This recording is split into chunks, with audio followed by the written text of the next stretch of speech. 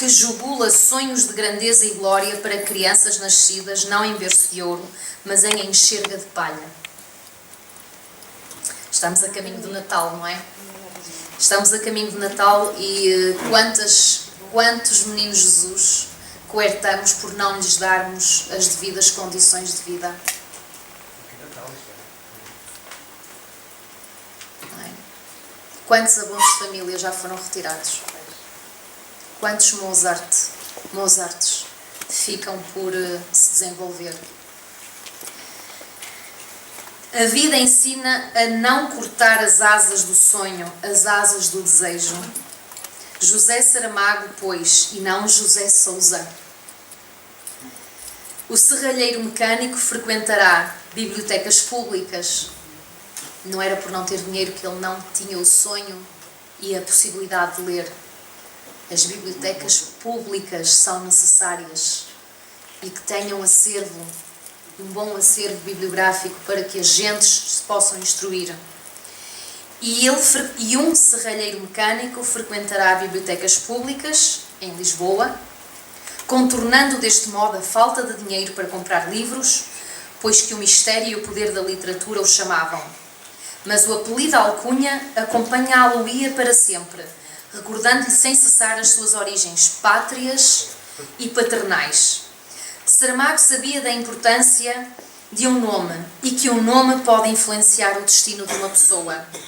O escritor parece retribuir o gesto fadador desse anónimo funcionário público em todos os nomes, romance dado à estampa em 1997, romance em que um funcionário do Registro Civil de Lisboa, também José, parte à procura de uma pessoa por detrás de um nome, com tudo o que isso acarreterá. Um homem atrás de uma mulher. Um homem atrás de um nome. A vida do homem José Saramago percorre um trajeto que vai de 16 de novembro de 1922 a 18 de junho de 2010. Mas a obra ultrapassa o homem. Exegi monumentum aere perennius, dizia o poeta latino Horácio nas suas odes. Erigi um monumento mais perene do que o bronze. E, de facto, a obra literária saramaguiana constitui um monumento gigantesco, mais perene do que o bronze, que prevalece à morte física do autor. Não é por ele ser um dos escritores mais traduzidos da atualidade, por ter escrito uma vasta obra, ou por ter sido multifacetado, romancista, contista, poeta, dramaturgo, diarista, cronista e ensaísta, como já foi aqui referido. Isso não pode justificar só por si um Nobel. É que há na sua escrita rasgos frequentes de genialidade. Ele era um gênio.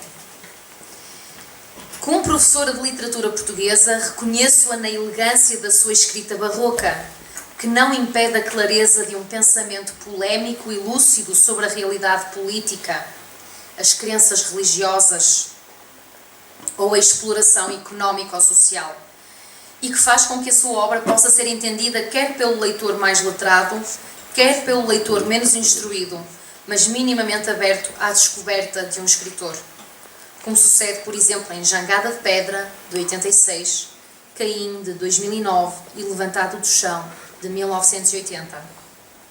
Na verticalidade de uma ética que não esquece as injustiças, a fome e a ignorância graçantes, pestes apocalípticas impeditivas de um mundo mais fraterno, como nos foi cantado ou declamado pelo poema Fala do Velho do Restelo ao Astronauta, aqui lido pelo Sr. José Pinto. Pelo Sr. José. Na capacidade de renovar de forma heterodoxa alegorias arcaicas, mitos ou histórias fundacionais da cultura portuguesa, europeia ou ocidental, dando-lhes um novo enfoque e uma dimensão universal, como sucede na obra A Caverna, de 2000. E eu quero reter aqui um pouco sobre este romance, que é menos falado do que Memorial do Convento ou A Jangada de Pedra. Este romance, A Caverna, é de uma atualidade premente.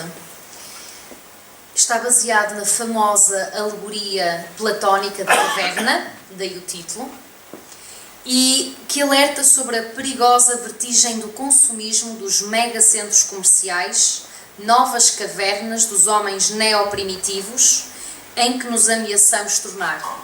Como sabem, Platão, e daí a importância também de recordar os grandes clássicos, Platão, no livro A República, diz que os homens são como homens metidos dentro de uma caverna.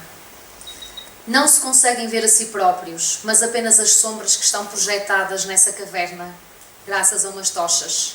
Esses homens são escravos. Não se conseguem ver a si próprios, mas as sombras. E só conseguem ir para a luz, isto é, para o conhecimento, gradualmente, porque tendo estado anos a fio envolvidos na escuridão da ignorância, só gradualmente é que poderiam atingir a luz. Se fossem de imediato para fora da caverna, essa luz obscurecia iria obscurecer a sua inteligência. Pois nós, que se nos habituarmos a viver um dia inteiro num centro comercial, e há centros comerciais que são gigantescos, como uma caverna da modernidade, deixamos de ver as árvores, de ver os pássaros, de falar uns com os outros, sem ceder ao apelo consumista. Foi assim também que o capitalismo nos apanhou. Em vez de cultivarmos o ser, passamos a cultivar o ter. E os homens grandes passam a ser aqueles que têm as melhores roupas de marca, os carros mais falocêntricos. E Saramago impõe-se contra tudo isso, contra um mundo que ainda por cima impõe a lei dos distribuidores mais poderosos sobre os oleiros, onde um oleiro já não pode vender o seu produto artesanal, porque o que o centro comercial quer vender é o produto made in China. E tudo isto já está, e nós ameaçamos tornar novamente uns homens de Neandertal. Voltamos para a caverna, deixando de receber a benéfica luz solar, de nos olharmos olhos nos olhos, sem ser através da necessidade da compra do artigo. Ou será que a compra do artigo é uma forma de esquecermos o vazio que vai dentro de nós? Saramago renovou a forma de fazer narrativa, e não apenas no que toca à pontuação das frases, que procura tão simplesmente transportar para a escrita o contínuo sonoro da oralidade. E a propósito disto, acho que Saramago já disse porque é que o quer fazer. Saramago, das coisas que mais apreciava, era ouvir os contos dos seus avós.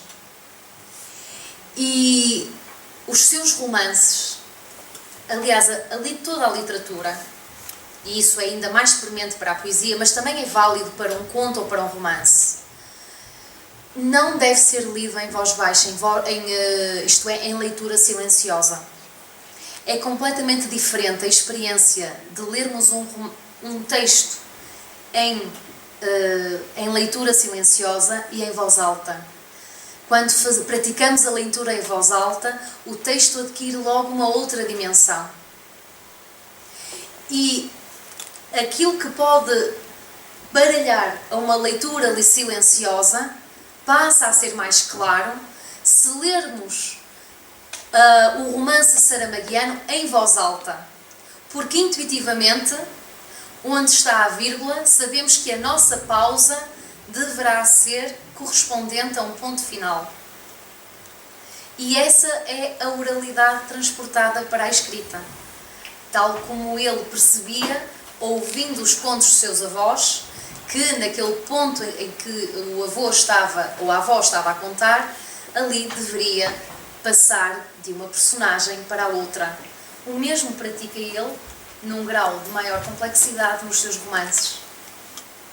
Portanto, pratiquemos a leitura em voz alta dos romances de Saramago e vemos que um mundo novo se abrirá diante dos nossos olhos.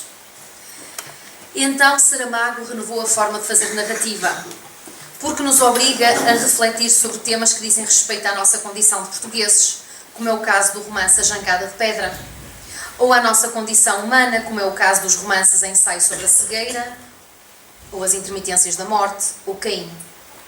Uma obra como o Memorial do Convento, que o projetou para a ribalta nacional e internacional, não é só um romance histórico fabuloso, que explica a opressão de todo o povo português por uma monarquia absolutista e por um clero supersticioso e tirânico que não se compadece em verter sangue em novas aras sacrificiais em nome da construção de um convento. É também uma narrativa que coloca face a face personagens extraordinárias. Uma mulher que vê para dentro dos corpos e que se abre a uma relação amorosa de igual para igual, isto no século XVIII, com um homem maneta, tendo de enfrentar a Inquisição. Não sei se sabem, mas foi devido a este Memorial do Convento que José Saramago encontrou Pilar. Ou melhor, que Pilar encontrou Saramago. Pilar estava nesse momento em Espanha, passava pela montra de uma livraria, quando vê um conjunto de obras. Ela entra e dizem que aquelas obras seriam retiradas porque não estavam a vender. Ela lê o romance e depois vai lá para comprar todos os exemplares que estavam nessa montra. E oferece às amigas e diz: eu tenho de conhecer este homem que construiu uma belimunda, que tem esta relação de igual para igual com o homem, que tem uma relação de amor tão bonita, numa época em que as relações eram relações de conveniência. E atentemos à diferença que há entre o relacionamento de Dona Maria de Áustria com Dom João V, feito apenas de conveniência, é um cerimonial que é cumprido quando se juntam, e os atos amorosos espontâneos que nascem entre Belimunda e Baltasar Sete Sóis. E é atrás deste homem que vem Pilar del Rio a Portugal, e a partir daí nasce o romance entre Pilar e Saramago. Portanto, parece que Saramago escreveu, ele que tinha sido infeliz em 2 casamentos, Pilar é a sua terceira mulher, parece que constrói um romance que é uma espécie de fio de Ariadne para que a mulher que ele idealiza o venha encontrar. E realmente a mulher que ele idealizava vai encontrá-lo, e Pilar será a sua companheira até ao final da vida.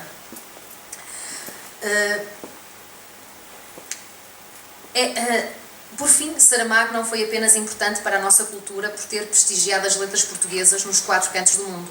Foi também relevante para os portugueses enquanto mestre da arte da lucidez, que é uma qualidade que temos de voltar a ganhar em força, ensinando que esta é uma qualidade compatível com a gentileza que de facto o caracterizava. Enquanto polemista, ensinando que a polémica não é sinónimo de resinguice, mas de liberdade de expressão, que a cultura do medo inquisitorial e depois pidesco quis coertar. Enquanto proponente de um conceito de Portugalidade, autoconfiante e descomprometida de alianças mais ou menos forçadas, seja com a então Comunidade Económica Europeia, seja com antigos e novos cruzados, e em harmonia com a restante Península Ibérica, a que geográfica e historicamente pertence. E vejam-se os casos de Jangada de Pedra e História do Cerco de Lisboa. O primeiro de 86, o segundo de 89. Prestemos doravante a Saramago a maior das homenagens, depois das coroas de flores, dos discursos de pesar, dos artigos jornalísticos, dos programas alusivos. Leiamos os seus livros. É o maior tributo que lhe podemos fazer. Assim lhe daremos real importância, e é assim que ele escapa às leis da morte. E para o exemplificar, eu convido então a ler um excerto de um livro de Saramago, História do Cerco de Lisboa, de 1989. Neste romance, ele coloca Raimundo, um simples revisor, a ousar rever